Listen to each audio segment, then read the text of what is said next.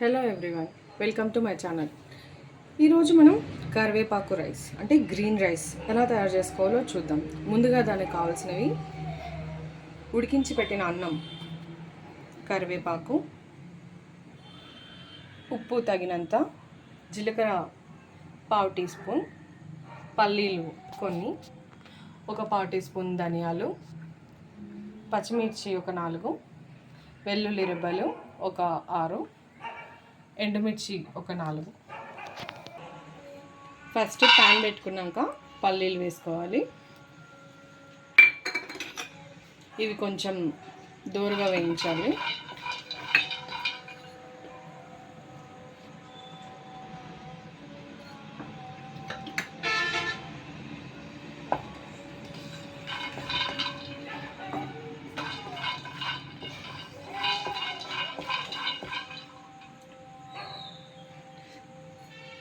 తర్వాత ధనియాలు,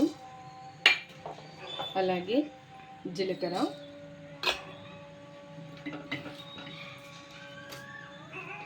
ఎండుమిర్చి ఇవన్నీ వేసుకొని కొంచెం దూరగా ఫ్రై చేసుకోవాలి. ఇందులో పల్లీలతో పాటు మనము కావాలంటే నువ్వులు కూడా యాడ్ చేసుకోవచ్చు. ఇలా దూరగా వేయించుకున్న తర్వాత మనం స్టవ్ ఆపేసి కొద్దిసేపు చల్లారనివ్వాలి. చల్లగైన తర్వాత ఇవి మిక్సీ పట్టుకోవాలి.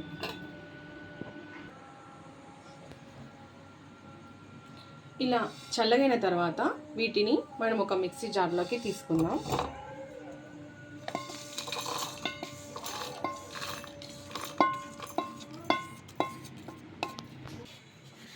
ఇదిగో మనం ఇలా పొడి చేసుకోవాలి. ఇప్పుడు ఇందులోనే ఈ పచ్చిమిర్చి,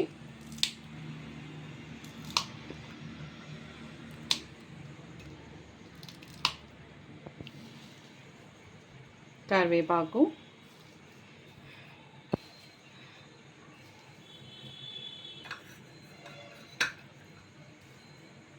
వెల్లుల్లి,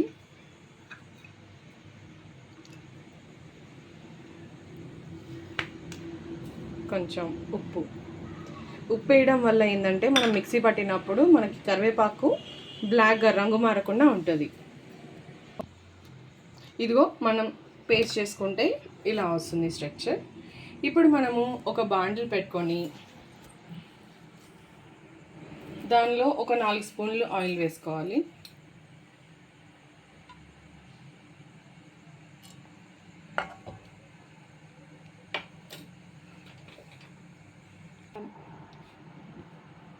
ఇందులో ఇప్పుడు మనం గ్రైండ్ చేసుకున్న పేస్ట్ వేసుకోవాలి.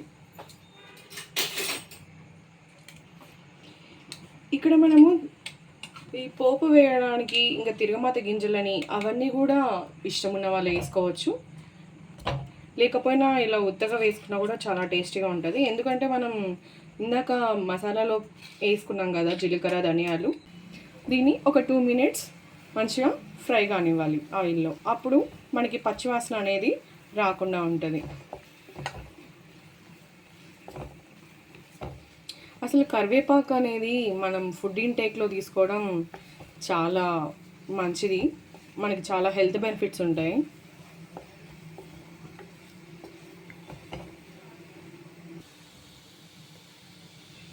ఇలా ఒక 2 మినిట్స్ ఫ్రై చేసుకున్న తర్వాత దీనిలో అన్నం వేసుకొని మంచిగా ఉండలు లేకుండా మనం ముందుగా వేసుకున్న అంతా నీట్గా మిక్స్ అయ్యేలాగా కలుపుకోవాలి.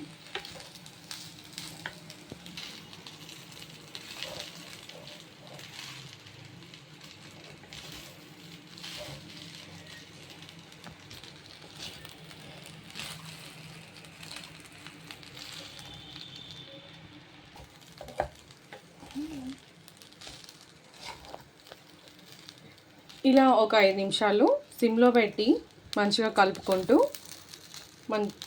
బాగా కలిసేలాగా కలుపుకోవాలి. అంతే, మన కరివేపాకు రైస్ రెడీ.